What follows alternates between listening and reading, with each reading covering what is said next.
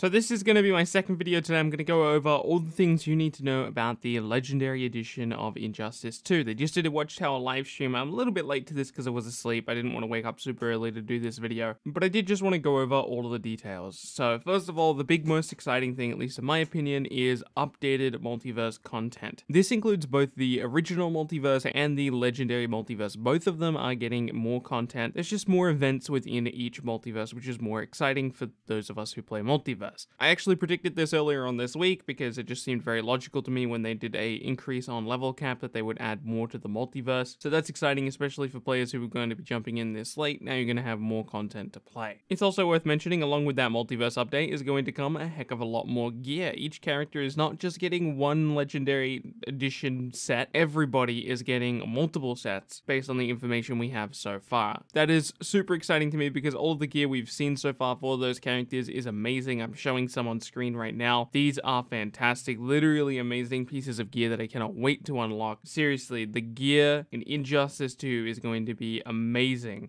compared to what we have right now. That being said, it's possible I'm overrating it slightly just because of how long we have had the gear that's in the game now. So maybe I'm getting like bored of it, right? Because we've had it for so long. So like new and fresh gear is like very, very exciting.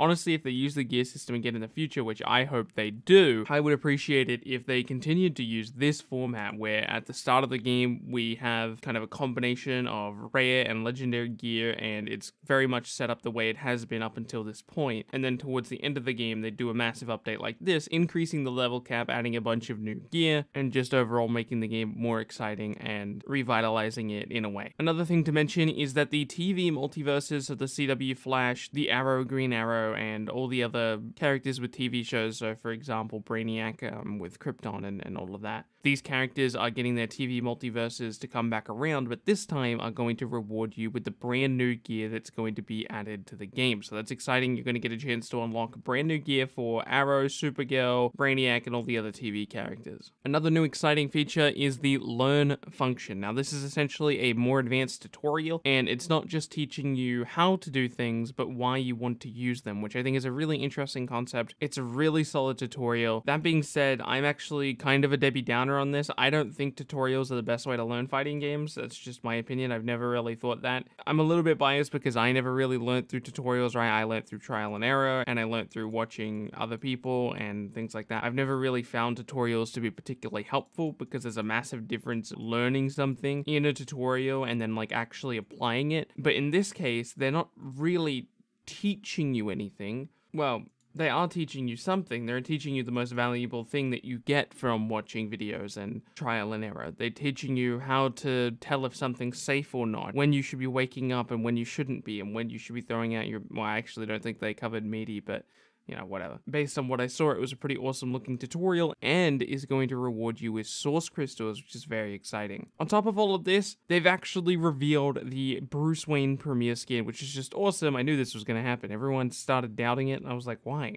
Why are we doubting it? You're telling me that, was it Amazon? No, it wasn't Amazon. It was some other company. You're telling me that one of these companies that distributes games accidentally listed a feature that isn't in the game on the description, but it's mostly been a feature that you could have roughly assumed was going to be in the game. Something as specific as a Bruce Wayne premiere skin was never going to show up by mistake. Regardless, I'm very excited for the upcoming update, and I hope you are too, because this is the largest update and probably the most important update for Injustice 2, in my opinion. Let me know what you think of the Legendary Edition update. All of this content is going to be available to all the people who currently own the game. The Legendary Edition is just a way for people to be able to not only get the Bruce Wayne premiere skin, but all of the other premiere skins, well, at least most of the other premiere skins, and access to the DLC characters. So don't worry if you already have access to all that stuff. No need to update to the Legendary Edition unless you want to get that stuff, I guess. But keep in mind that the new tutorial will have source crystal rewards, so if you're interested in possibly unlocking Bruce Wayne for Batman, then you're going to be able to do that hopefully through the new tutorial. Again, thank you so much for watching. My name has been Bilbzy, and I will see you in the next video.